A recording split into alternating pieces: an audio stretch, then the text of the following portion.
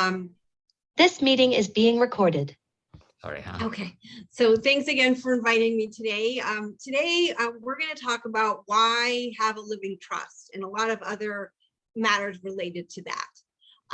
And so I like to start with the story, if that's okay with you, about why I went into the field. So to begin with, like when I was in college at UCLA, I was with my dorm mates and everybody was getting their like care packages. You know, your parents send you a little package, let them know to remind you that they still care anyway. So everyone was opening theirs and everyone got cookies and candy. And I opened my package and guess what it was? It was a trust from my dad, his trust, the most recent copy of his trust. And I said, so I called him up and I said, hey, Dad, thanks so much for sending this, like just what I wanted. And he said, you know, Sherry, you know why it's so important. He said, you know, his dad had died when he was only 5. My dad was only 5. And so he remembers that time was a very, very difficult time in his life because it was an accident and his dad wasn't expecting to pass away. And he died suddenly, leaving my dad and his mom, you know, by themselves. And he didn't have a trust and he never will. And so everything they had went through probate. And it was a very difficult time for them because you know, they couldn't get to, you know, it's not that my grandfather had a big estate or anything, but they couldn't get access to anything. And so my grandmother had to go back to work. And my dad at the small age of 5 had to go live with his grandparents, which he really didn't like because he wanted to be with his mom. And so needless to say, he remembers that time as a very tough time and has really imparted to me on the importance of having a will and trust. So not to leave your family in a bad situation like him and his mom were. So anyway, so that's why I feel that it's so important to do this, and not only for myself, but also, you know, decided to go into the practice so that I can actually set this up for all of our clients and make sure that they've all taken care of their family so that this never happens to them. If something, you know, if anything were to happen, their family would be taken care of and their assets wouldn't go through the probate system. And so without further ado, I was going to go ahead and share my screen with you from just to go over a few main points. And so let me go ahead and do that.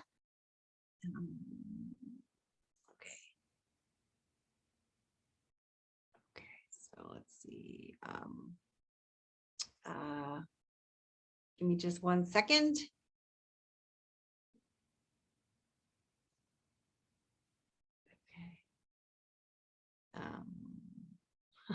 I had this up. There we go. Okay. Okay. Can you guys see it? The whole thing? Nope. Are you able to see the screen? Okay.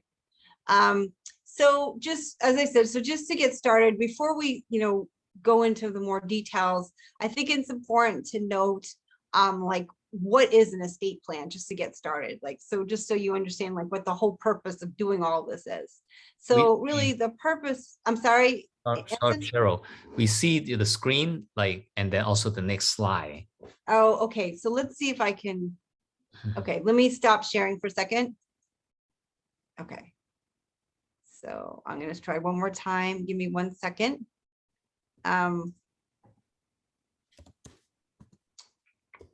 Okay. Give me just a sec and I should be able to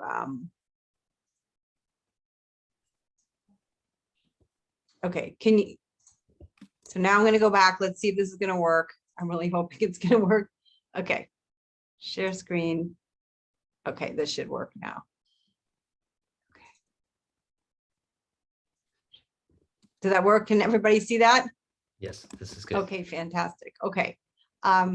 So basically the whole point of doing this is making sure that everything that you work for during your lifetime goes to the person you want it to go to, all at the least amount of government involvement and the least amount of taxes is the main point of that. And basically the way you think about this is like, what's going to happen to your family if something happens to you? You know, where are your children going to go? Who are they going to live with? Who's going to care for them? What about your house? Like, who's going to live there and who's going to pay the mortgage and all this kind of stuff, right? Also, what about your retirement accounts? Where do they go? And do they help pay anyone? And when can people get the money? And similarly with your other accounts, your other bank accounts, and who's going to pay your bills and all that. So these are all big questions that people, need to think about. Moreover, even more important is your health care. Who's going to make your medical decisions if something happens to you?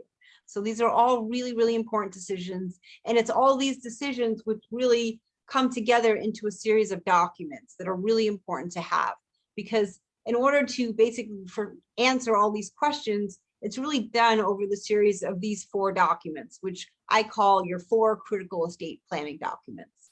Okay. And those are a revocable trust, a will, a power of attorney, and a medical directive. Okay. These are the most important ones. And we're going to talk about the revocable trust first. You remember my story with my dad sending me his trust? He actually didn't send it because I was at school. He sent it because he sends me a copy every time he gets married. So this was his 3rd time. So that was why I get his next trust. So, but let me just to go over why a trust is important. The number one reason, I think, and there's many, many reasons, but we're only going to talk about 4 of them today. Okay. The first is avoiding probate. So probate is what happens if you die and you have no documents or you just have a will. Okay, so everything, and if you don't have a trust, everything goes through what we call probate. Probate is a horrible, horrible experience. And I'll just go through what this is on the next page. It's really mandated by the state. It's extremely, extremely expensive and very costly. And it's just a horrible thing. And not only that, but it just causes a lot of strife in the family, and it's just unnecessary. So to just give you an idea of what the costs are, this is just, and just so you see this where on the left-hand side, it says the gross value of the estate. Now, this means that, let me just give you an example. Let's just say you have a house that's worth $1 million, but you have a mortgage on it of $800,000. So you only own $200,000 of that property. You might think, oh, if this is going through probate, the way probate works, the fees work, it's based on a percentage of the estate. However, it actually doesn't matter that you have a loan. It's based on the gross amount. So the fees for a $1 million estate are over $50,000, even though you only own 200,000 of it. It's not based on 200,000, it's based on $1 million. And the fact that there's a loan on the property doesn't make any difference, unfortunately. So you could have a situation where you have to sell the house just to pay the probate fees, because the fees are so expensive. It's 4%, actually 8% of really the first 100,000, 6% of the next 200,000, 4% of the next amount up to $1 million. Okay, I can go on to the next page here. So basically, it's very expensive. So you can, and it can easily be $100,000 in fees. So that's the first reason that you don't want to have just a will, and you want to make sure to have a trust set up. Because if you have a trust set up, you make sure that nothing goes through this horrible probate process and it takes about 2 years to go through this process. And during that time, no one can get any money. So the good news is by having a trust, you totally avoid this whole thing, because you pick someone in your trust to carry out your wishes instead of having the court do it for you. Okay. Now, number 2 reason.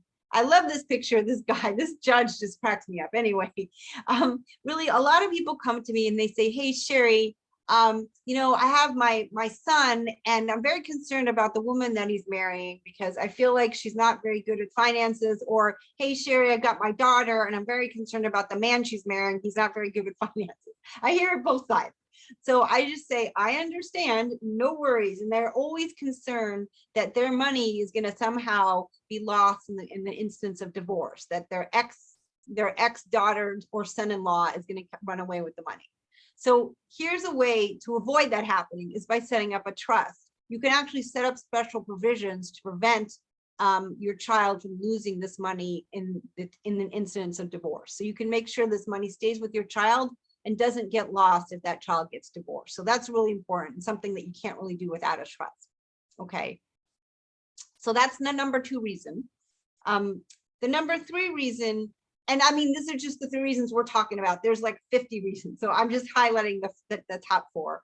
The 3rd reason is because you could provide for your current spouse and children from a prior marriage. So let's say if someone is on a 2nd marriage or 3rd marriage and they have children from a previous marriage, they can make sure that their children gets assets and their spouse gets assets, and they don't mix together. They don't have a lot of problems.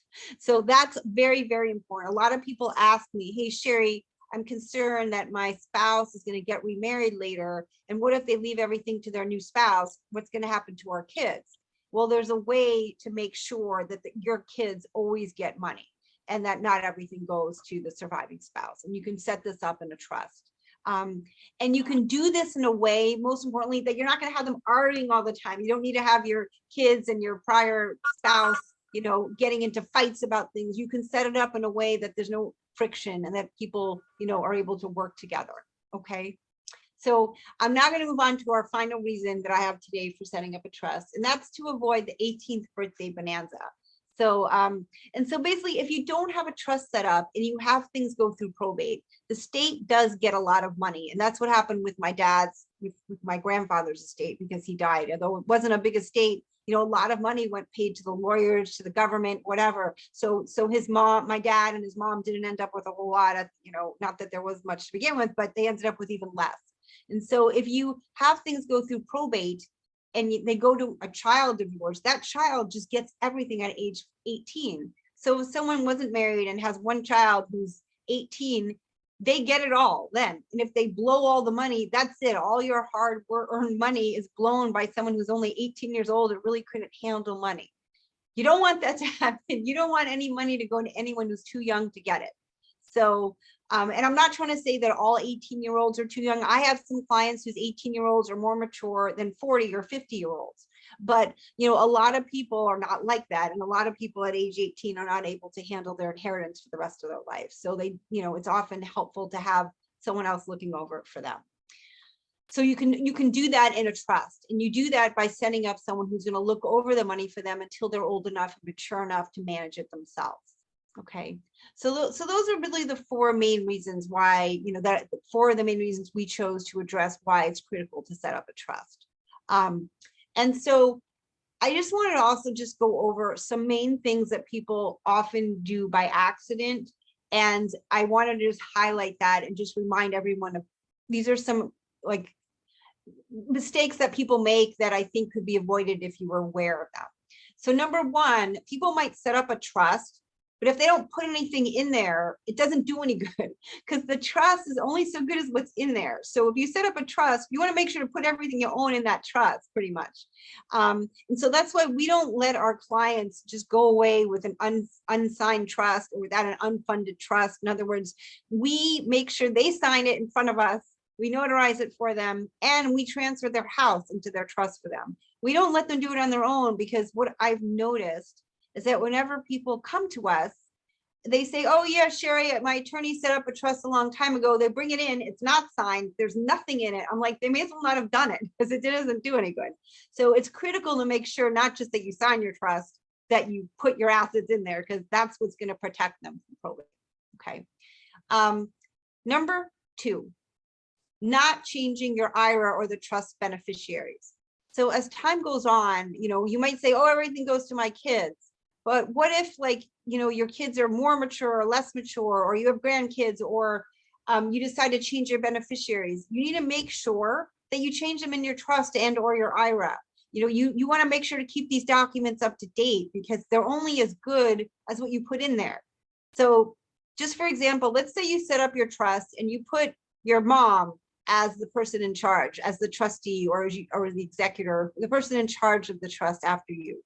And you let years go by, your mom is now 80, 90 years old. She's not going to be up maybe for doing this kind of work, but at that time, she's lucky she takes care of herself, let alone taking care of you and your estate. So, you know, it might be a time that you know, every few years, it's good to revisit your trust and just make sure you have the right information in there that, you know, is this what you want? Is it good for you? Is it good for your family? Is it good for the person who you appointed? So really important to revisit this every few years. Okay. My last, what shall I say, tidbit on what not to do is write on your trust.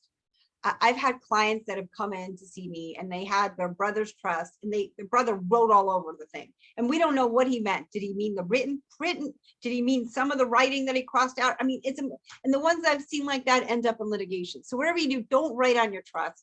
Go and have it amended properly by an attorney, because this way, one, you're sure it's done right. 2, there shouldn't be litigation if an attorney did this properly. And 3, at least you can be at ease that it's all done according to the proper rules. So my 3 tidbits that I've seen over the years that I think people do without realizing it or not knowing that it could be a problem. Okay.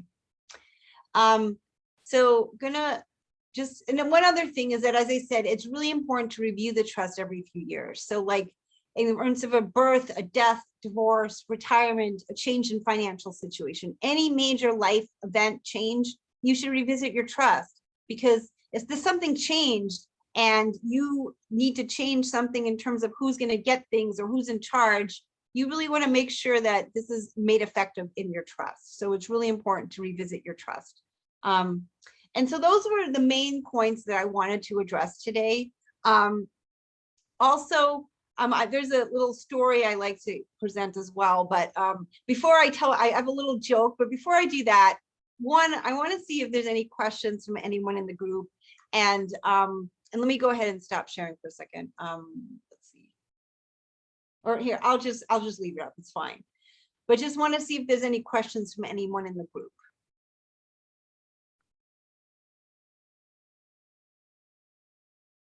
No. Okay, Yeah, I think we did have a number of questions though that were, yeah. So Sherry, I'm just wondering, so what kind of assets can be placed in the living trust? I know that we all understand that the properties that when we buy a house, we can put under the trust. Anything else that most of Yeah, people can. usually people put real estate, as you can probably guess, whether it's your home or your rental properties, under the trust. Also bank accounts, brokerage accounts, money markets, your stocks, all that is usually titled with the name of the trust. So what is the most common way for people to limit children's allowance instead of spoiling them if they're under 18 years old?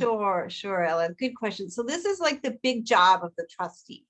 The trustee is kind of like the gatekeeper, and during your lifetime, you are the trustee because you're in charge. You can give your kids money when you feel it's appropriate, and you're going to then be appointing someone to take this job on after you pass away or become incapacitated.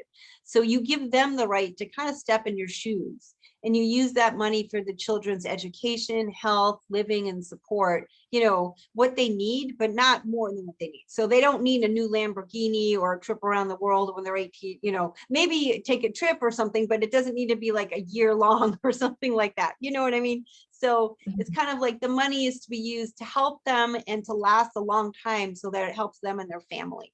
And so you put this control with the trustee for several years. Usually we have it until they're 25, but again, you could modify it depending on the age of the child so that someone is looking over that money and making sure it's not misused. Okay. And I have a lot of clients, they kind of, they're not really clear about the concept of will and living trust. Good. Some people are talking about to set it up together, or is it like necessary to each Yes, other? thank you, Ella. And I forgot, part of what I wanted to go over was what the difference between a will and trust is. So the will, all the will really does is say, put everything into the trust. It also, if you have minor children, it also sets up the guardian who would take care of the children. So if you have young children and you died, if you don't have a will, the kids go through foster care. So you want to have a will because that's going to designate who is going to take care of the children if something happens to you. Really, really important. And for all your assets, it says put everything into the trust. So no assets pass through the will. They all pass through the trust.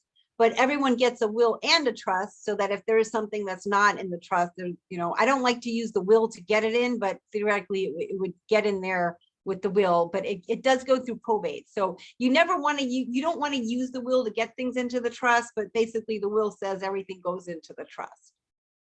I see. So if there's no will, and then if the owner pass away, then we will have to go through the probate sale. If there's no for the trust, house, right? if there's no trust, even if you have a will, it's going to go through probate. You just say you want to have, basically here's the rule of thumb is if you have real estate worth 50,000 or more. Now I think it's 66,000. They bring it up a little bit. Now, good luck if you can find any real estate 66,000. You guys are real estate agents. You know this. There's no way you can buy a closet here for $66,000. So, but anything 66,000 or more, I believe it is. It goes up a little bit each year. Either that or 184,000 of other money, one or the other, you need a trust. So if you don't own a home and you have less than $184,000 of everything else, then you're okay without it. But if you've more than 184,000, or what I think it's about 60 something thousand in real estate, you need to have a trust set up, because if not, and you don't have the assets in a vehicle like a trust, it goes through probate. I see. So how to set living trust? What is the common practice to set up the living trust to take care of the elder parents? Yeah, so here's the thing, depending, everyone's situation is a little different. And here's the thing, in this country, especially, you know, in each state, there is something that's called Medi-Cal. And sometimes if people's parents don't have a lot of money, if they live here, there's a way for them to get on Medi-Cal. So you don't want to give them money, because if you give them money, that's going to repay the government, basically. So it's really a question of whether you should do that or not. Now, it doesn't mean you can't give your parents money.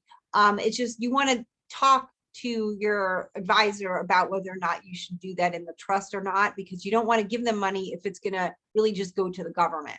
But if that's not an issue for you, you just want to give them a certain amount of money, you can certainly allocate some money to your parents. That's totally fine. And some to your kids. Yeah. I see.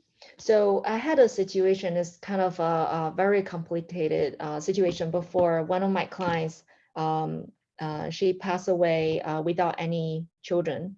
And so she created trust, living trust before she passed away to pass the access to her siblings.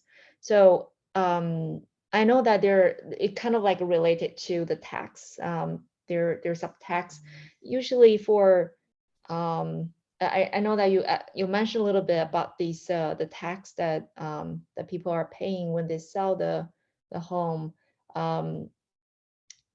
So how soon people usually set up this living trust? Like if they do it right before setting up, like is there any, you know, we recommend them to set up the living trust at the moment they're buying the house, or the moment that they find out, okay, I don't have much time left?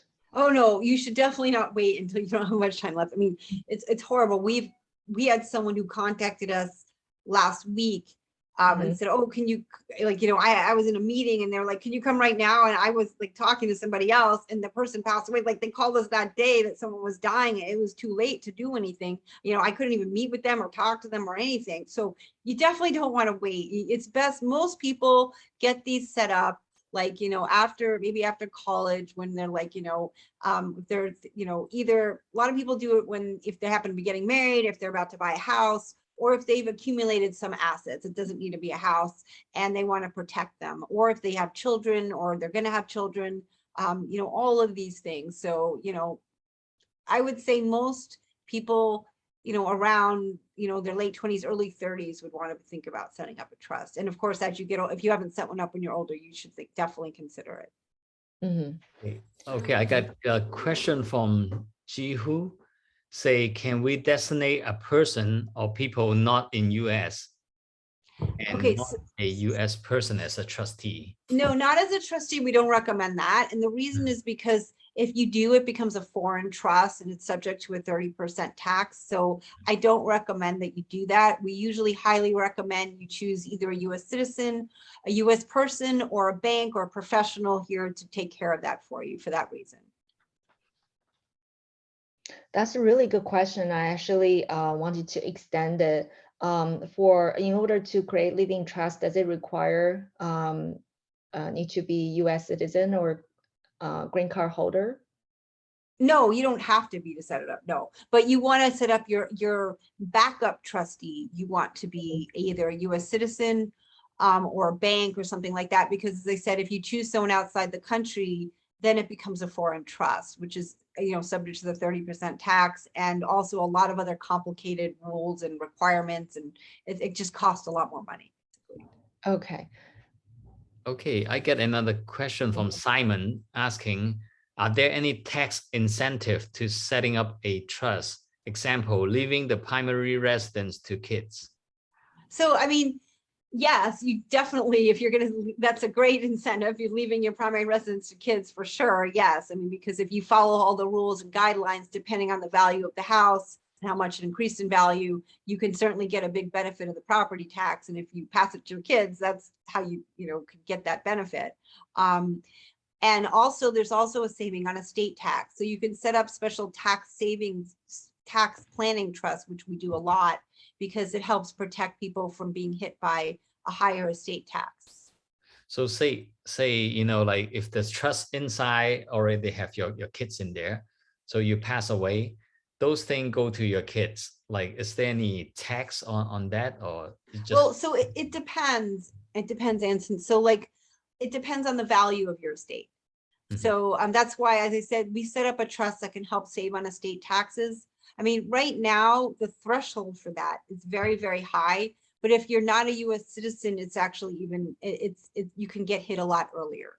So right now, U.S. citizens can give each other whatever amount of money they want without getting hit by a tax, but they still would be taxed when it goes to the kids. So even they need to set up a tax planning trust if they have over a certain amount of money. Mm-hmm. But people who aren't U.S. citizens, they get hit much earlier because they get hit. The limit is like a little over $100,000 that they can give away to a non-U.S. citizen. Mm-hmm. So for them, there's even a special trust called a qualified domestic trust that you can set up that helps prevent any taxes due at the first person's passing.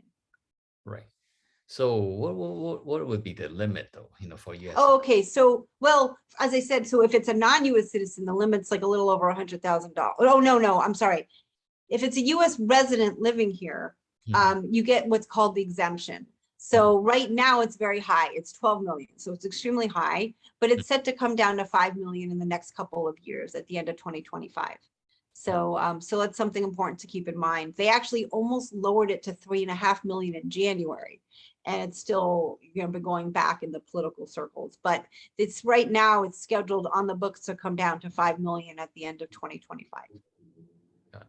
For a U.S. citizen? For everybody, yeah. U.S. citizen, U.S. resident, yeah. A U.S. resident, yeah. But a person who's considered a U.S. resident for that purpose, yeah. What happens when it's over 5 or 12 million?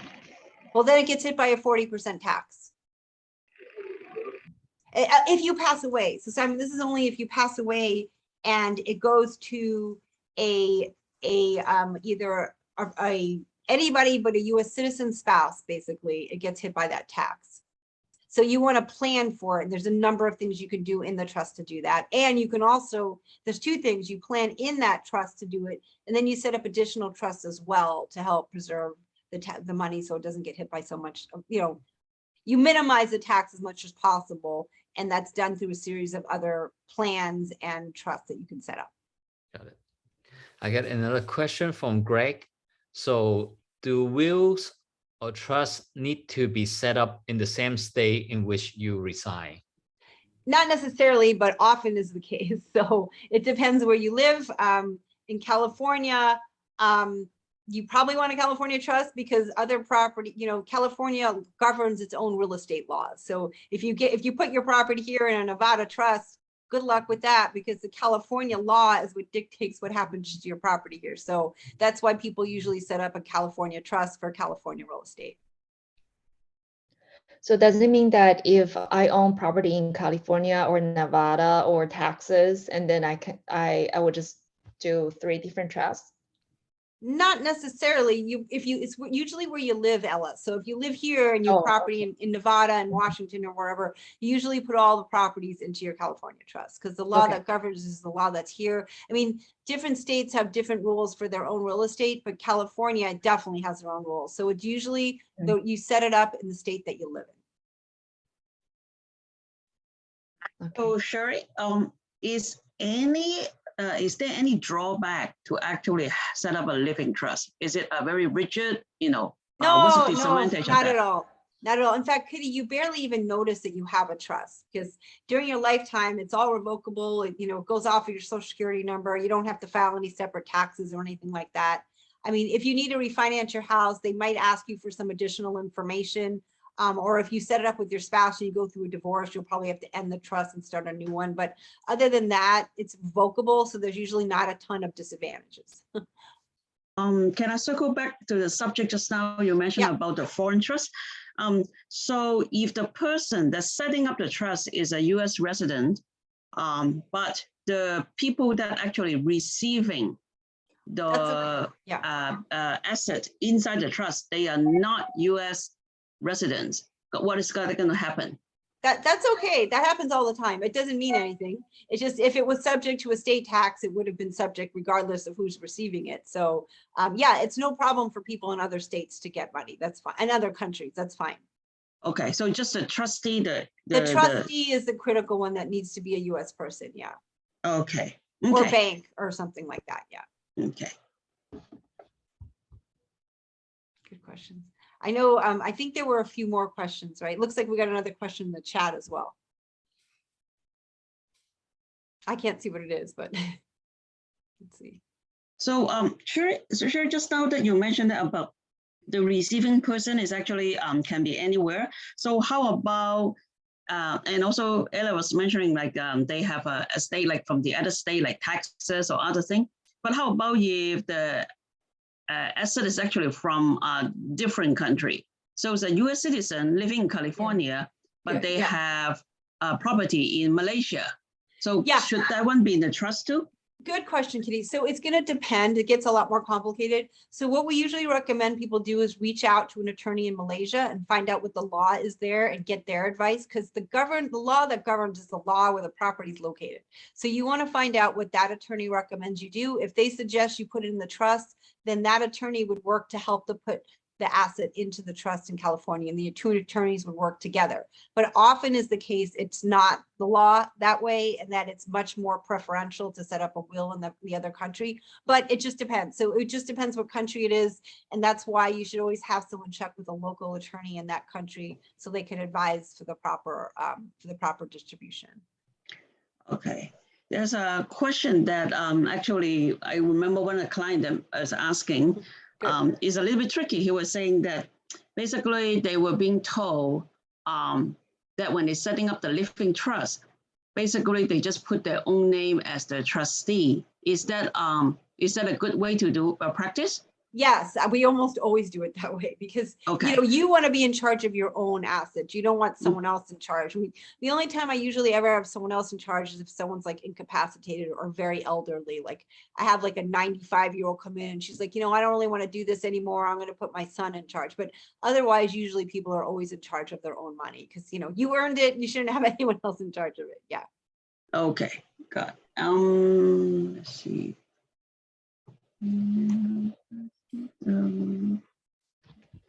I have a question. Like let's say, how long would the setting up a trust process is? Let's say someone who buy a property, they get in contract. Our general practice, we have like 30 days to close escrow. Yeah. Would 30 days be enough time for them to set up a trust? Good question, Anson. It's no problem at all to have the trust set up after the property and then just gets transferred in after. In fact, it's usually better to do it that way. And I'll tell you why. Banks often don't like to lend to trust so that they just cause a lot of problems and they'll ask for all kinds of documents and stuff. It's usually better for a client just to buy the house in their own names and then have the attorney just transfer into the trust. It's really easy to do. We do it every single day. And because otherwise you don't want there to worry about delaying the closing until you just don't want there to be an issue. So just buy it. It's much easier and less expensive. Just buy it in your own names and then just have the attorney put it into the trust. Yeah, because I've seen people try to like delay the closing. Like, don't delay the closing, just close the house and don't worry about it. As long as you set up a trust after, it's no problem. Good question. And I think someone sent another question. What if things change over time? And what if hey, all of a sudden, I want my daughter to be in charge instead of my mom or whatever, can I make changes? The good news is this trust is revocable usually, so you can change it whenever you want. It's always good to, as I said, to review it every few years to make sure it's up to date, but you can always make changes to it anytime. So Sherry, in some of the changes, what's the difference between basically because it's a revocable trust, instead of like amending the existing one versus like draft up the whole one, does it matter? Yeah, we almost never draft up a whole new one. We will create like a new, like, let's say someone comes to us who worked with another attorney in the past and they say, hey, Sherry, you know, I don't know, we lost touch with our attorney. We want you to help us now. And several years have passed. We want to make some changes. So we will always do what's called an amendment and restatement of their trust. And what that means is that we use the same name of their old trust and the same date, but we put all new insides in there. And the reason for that is because we want to make sure that it's brought up to the current date, all the laws are current, and that we make all the changes that the client wants. But at the same time, we don't want them to have to retitle anything. So if they put anything into their prior trust, we don't want them to have to move it around. So it stays in that trust. We just keep the same name and the same date, but all the law, all the wording and all the insides change to be the most current. I see. Okay. Then how about the cases is like one of my client that they, you know, he has a ex-spouse. So he actually did a trust with the ex-spouse before, and then now he has his new family. So now he's setting up second trust that is with the basically the new family. So, you know, so in case that if he make a mistake, like didn't keep track on the asset that he put in those two trusts, then, you know, if they're overlapping, then what happened? Well, first of all, if you go through a divorce, the divorce almost always cancels out the old trust. So that shouldn't really be an issue. You should never have a trust. It's more an issue when usually if someone's divorced, that shouldn't be an issue. The trust should almost always be canceled, the one that's a joint trust. It's only an issue if people never actually get divorced, which I have a couple where they never actually got divorced, but they kind of should have, and that's where it becomes an issue. So, but yeah, if it's divorce, usually the trust is over and all the assets get taken out. And then, so let's say two people, they get married, they set up a trust, all their assets go in, they get divorced, they come out, and then the assets go into their own separate trust is how that works. I see. Okay. Someone just asked a question is like the estimate, kind of like what is the estimated processing time to set up a trust? Basically setting up and from the beginning time until the time that you become legally effective. Yeah, so it's usually, you know, between 6 to 10 weeks, 6 to 9 weeks. It just depends, you know, so like a little less than 2 months, you know, 1.5 to 2 months, something like that. That's, you know, our average time. But, you know, if there's an emergency and something must get set up earlier, we can do our best to do that. But usually that's an average time about, 6 to 9 weeks, something like that, about 2 months. I see. And if someone actually in the middle of setting it up, but have not officially legally signed, will that living trust actually basically No use? Okay. No. Okay. Yeah. Good question. Yeah, you want to make sure it gets signed because otherwise you don't know the person's intent, you know, because you don't know how many people, I would say a good number of people, they send us something, we're about to sign and like, oh, you know what, I want something else, and they change their mind. So, you know, it's not final until it's signed. Okay. Let me see. And notarized. And, yes, and notarized. So basically become legally effective. You got it, Kitty. You got it. Yeah, that's why we make sure we hound people, we hound our clients, come and sign, come and sign. Don't, because you can always make changes later as long as you have the most important things down. You know, we just say you want to sign it because if something happens, it's too late. You can't do it afterwards. So and just to tell you a story, it's very sad. We got a call from somebody who was very sick and he was in the hospital, and we were able to go over there to visit him, and we talked to him about what he wanted. So we were able to set his trust up. We went over there, we had, witnesses and all this, notary, and we had him sign it. And then he died the next day. And he had like 20 accounts. And because we had set up that trust, we were able to get them all into his trust. So, but it's really, the most important thing is just having that trust set up. You don't, even if you haven't completely funded it, there's at least a way. We had a court hearing. I mean, I'm not suggesting you do anything like this, but we had a court hearing, we were able to get everything in there. So at least his wishes were carried out. So once it's signed, then it's just the rest of the process can still wait a little bit. It can still wait a little bit. You got it, Kitty. The most important thing is getting it signed. Yeah. It's the signature. Okay. Yep. Yeah. Yep. So you got it. Was there Okay. any other questions? Yeah, any other question? If no question, then today, thank you so much, Sherry, for hosting Yeah, this. And in the future, we are going to have a more and more and other seminar. And for other people who stay in here, thank you for coming. And any further question, please feel free to contact Sherry, contact myself, Ella, or Kitty. We'll relay that to Sherry. Okay, we look forward to seeing you guys again for our next seminar. Have a good one. Thank you. Thank you. Bye. Thank you, Sherry. Thank you. Thanks. Very good. Thanks a lot. Thank you, Rob. Thank you.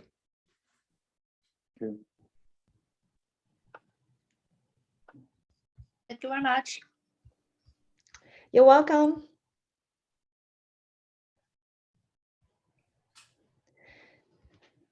So Sherry, we probably can arrange some next seminar. Yeah. And depending on the topic, I can try to get more people to come because almost all of our clients have a trust set up. So it's really hard for me to have gotten a lot of them to come to this since we already set their trust up. But if we have a it's little really good information that you provided. Thank you, Ella. I appreciate that. But maybe, if we do different topics, I can get some more people to come. Sure. Yes, I think there's